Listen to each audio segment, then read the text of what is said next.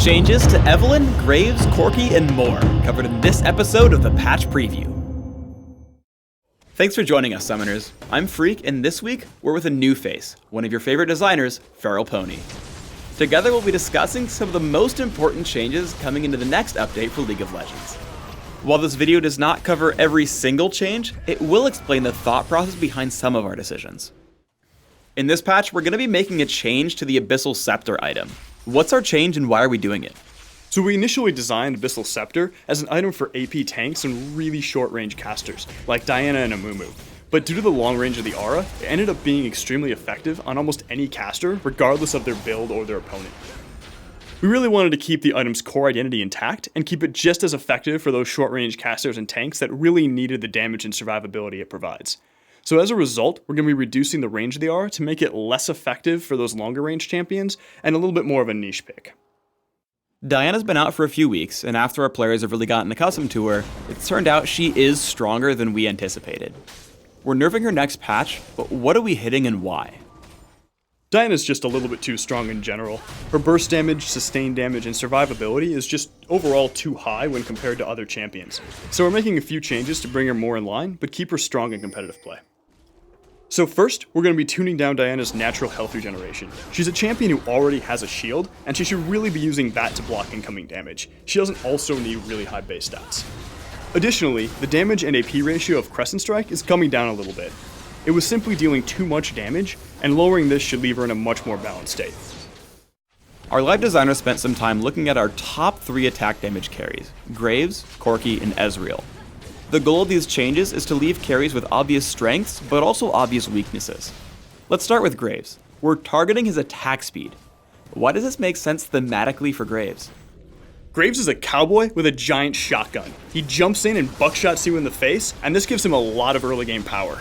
The problem is that he doesn't have enough late game trade-offs, so we're reducing the attack speed off of quick draw and a little bit off of his base attack speed. This should give him those early versus late game trade-offs. So ultimately, this should make him a really strong early game champion and give him those trade-offs so he's not a no-brainer. Let's move on to Corky. Right now, he's just too damn good at everything. So in this patch, we're nerfing his mobility and poke potential. What are we changing and why? One of the things that makes Corky probably the most fun to play is the fact of how much area of effect damage and how much burst damage he brings to a fight. He excels at this role over pretty much every other carry in our game.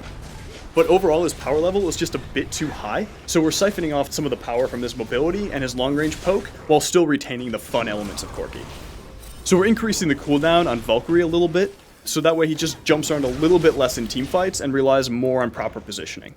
In combination with Corky's other strengths, his long-range harass was a little bit too strong because he had missiles up all the time. He was just generating ammo too quickly.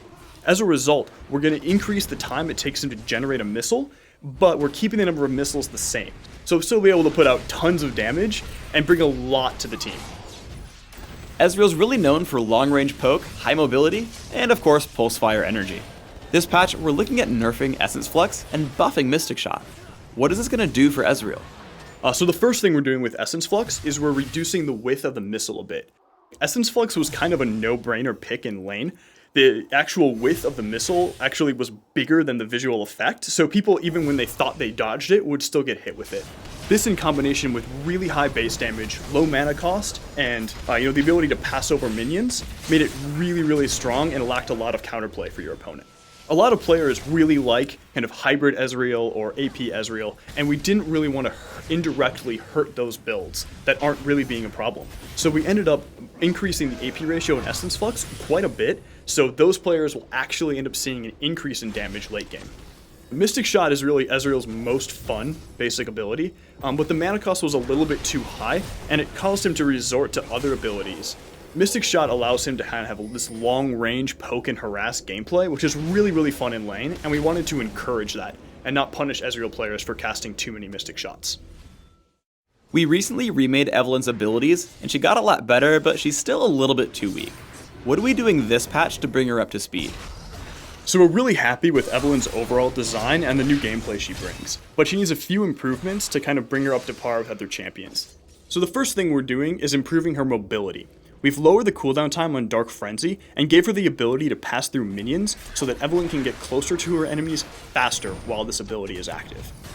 We've also made a few adjustments to her stealth, making it so that she can get closer to her enemies before being detected. So to improve her viability in teamfights late game, we've significantly lowered the second and third rank of her ultimate's cooldown. These changes to Evelynn should help her early ganking as well as her ability to contribute more in teamfights late game. That's it for this episode of the League of Legends Patch Preview. Please subscribe to the Riot Games YouTube channel above and leave us your comments just below the video. Thanks for watching.